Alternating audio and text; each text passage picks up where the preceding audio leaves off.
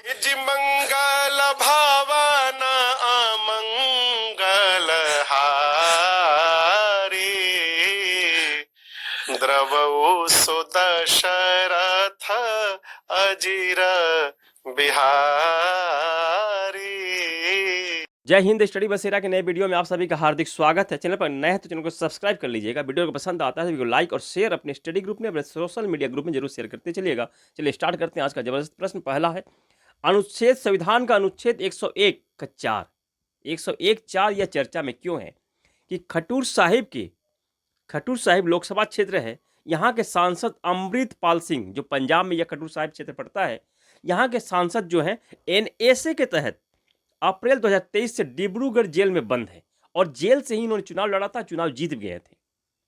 इन्होंने एक नियम है कि कोई भी सांसद 101(4) के तहत कोई भी सांसद अगर बिना सदन की अनुमति के 60 दिनों तक लगातार, या संसद जब भी कार्रवाई होती है उसमें 60 दिनों तक अनुपस्थित रहता है तो उसके सीट को रिक्त घोषित किया जा सकता है बिना अनुमति के अगर रहता है। तो इसलिए इन्होंने एक आवेदन दायर किया है। इसलिए यह अभी अनुच्छेद जो है चर्चा में है, क्योंकि ये जेल में बंद है और लोकसभा में ये किसी भी सदन में उपस्थित नहीं हो सके हैं।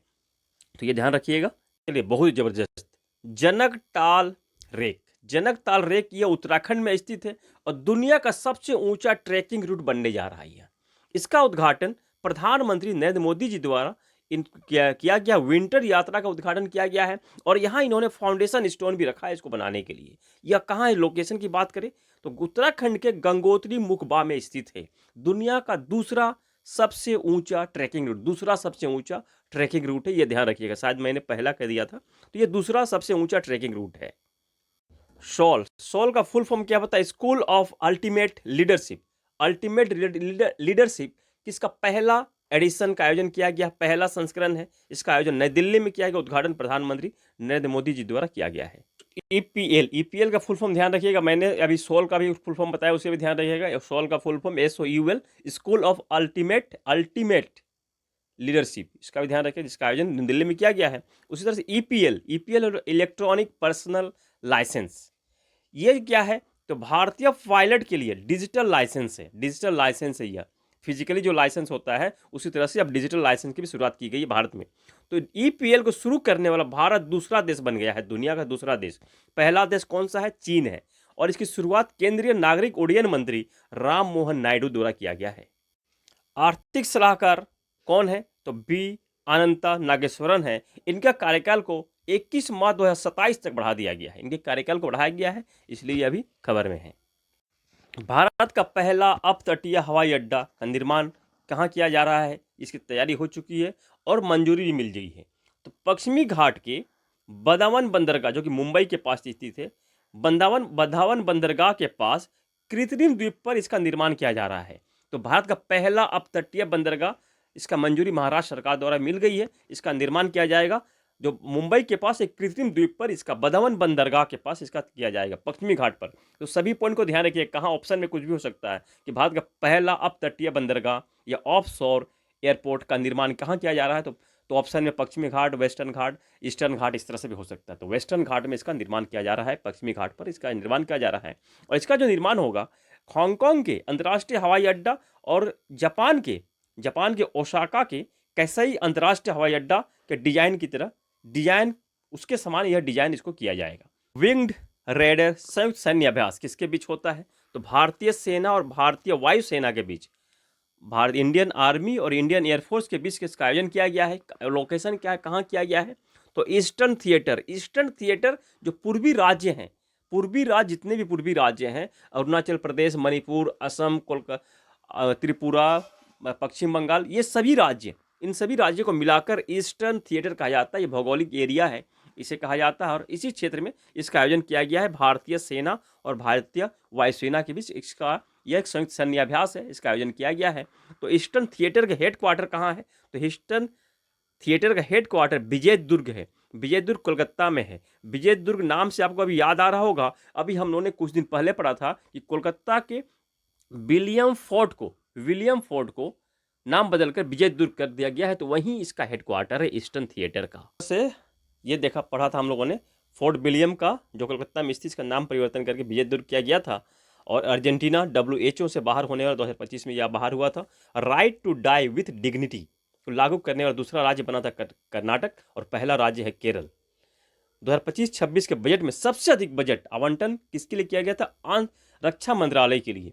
केंद्रीय बजट का 13.45% ये किया गया था। अगर पैसे में बात की जाए तो 6.8 लाख करोड़ रुपये रक्षा मंत्रालय के लिए यह बजट आवंटन किया गया था। मखाना बोर्ड के गठन की बात की गई थी, तो मखाना बोर्ड का गठन कहाँ किया गया है? बिहार में किया गया है। उसी तरह से जोमेटो बोर्ड का भी नया नाम इटर्नल हुआ है। इटर्नल ध्यान रखिएगा। जोमेटो के CEO कौन है? दीपिंदर गोयल है। 1000 से अधिक भूकंप का झटका कहाँ आया था? ग्रीस के सेंटोरिनी और एमोगोर्स द्वीप पर आया था। इजराइल भी UNHRC से बाहर हुआ है।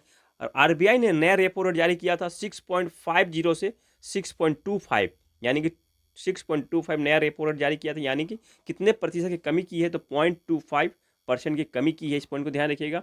RBI के नए गवर्नर, 26वें गवर्नर कौन है? तो संजय मल्होत्रा है।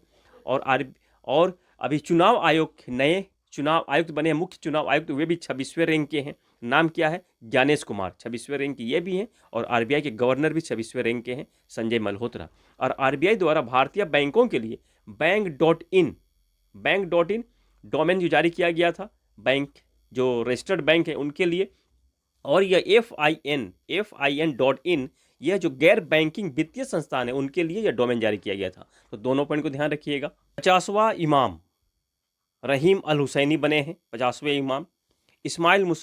इस्माइली मुसलमानों के नए आगा खान 5 नाम है इनका ना उपाधि दी गई है। इस्माइली मुसलमानों किसके? इस्माइली मुसलमानों के। 49 जो इमाम थे आगा खान 4, प्रिंस करीम अल हुसैनी इनका नाम था। पद्म भूषण इनका निधन हो गया है, तो इनके बाद इनको बनाया गया है 50वें इमाम के रूप में रहीम अल हुसैनी बने हैं, जो कि आगा खान 5 इनको उपाधि मिली है। और 49 जो इमाम थे इनको पद्म विभूषण पुरस्कार मिल चुका है 2015 में, जिनका कि निधन फरवरी 2025 में हुआ था, जिनका नाम प्रिंस करीम अल हुसैनी था। ये 49 इमाम थे इस्माइली मुसलमानों के, ये आगा खान थे। रोटरडम ओपन 2025 का आयोजन रोटरडम नीदरलैंड में आयोजन किया गया था। रोटरडम जो है ये स्थान का ही नाम है, नीदरलैंड के स्थान का नाम है। नीदरलैंड का कैपिटल क्या होता है ये आप लोग कमेंट में बताइएगा, बहुत बार उन्होंने इसका रिवीजन किया है। तो इसके विजेता बन गए कार्लोस अल्कराज, स्पेन के प्लेयर हैं। और उप विजेता बने हैं एलेक्स डी मिनोर, जो ऑस्ट्रेलिया के प्लेयर हैं। तो यहाँ प्रश्न बनता है कि रोटरडम ओपन 2025 जो आयोजन किया गया, रोटरडम ओपन किससे संबंधित है, किस खेल से? तो नाम से ही समझ में आ रहा होगा, कार्लोस अल्कराज के नाम से ही, क्योंकि फेमस टेनिस प्लेयर है। तो टेनिस से संबंध है इस ओपन का, ये ध्यान रखिएगा, टेनिस से संबंध है। उसी तरह से टेनिस के बारे में समझ देखिए, 4 ग्रैंड स्लैम जो होते हैं उनमें से एक ग्रैंड स्लैम हो चुका है 2025 का। ऑस्ट्रेलियन ओपन जनवरी के महीने में हार्ड कोर्ट पर खेला जाता है। 1905 में इसकी शुरुआत की गई थी, तो जनवरी के महीने में होता, सबसे पहले ऑस्ट्रेलियन ओपन हुआ है और यह संपन्न हो चुका है। और इसके विजेता जो पुरुष कैटेगरी में बने हैं, जैनिक सिनर बने इटली के प्लेयर, और किसे हराया है? अलेक्जेंडर जेवेरेव, जर्मनी के प्लेयर को हराया है। और महिला कैटेगरी में मेडिसन की USA के, यानी कि अमेरिका के प्लेयर ये विजेता बनी है। पहली बार ये उनका ये ग्रैंड स्लैम टूर्नामेंट है और पहली बार इन्होंने जीता है। आर्याना सबालेंका बेलारूस के प्लेयर को इन्होंने हराया है। ऑस्ट्रेलियन ओपन का हो चुका है। इसके बाद मई जून के महीने में होगा फ्रेंच ओपन का रोलेट ग्रेस कप भी कहा जाता है, जो क्ले कोर्ट पर खेला जाता है। 1891 में इसकी शुरुआत हुई थी। विंबलडन ओपन होगा उसके बाद से जून जुलाई के महीने में। विंबलडन ओपन लंदन में खेला जाता है, ग्रास कोर्ट पर खेला जाने वाला एकमात्र यह ग्रैंड स्लैम टूर्नामेंट है। 1877 में इसकी शुरुआत हुई थी।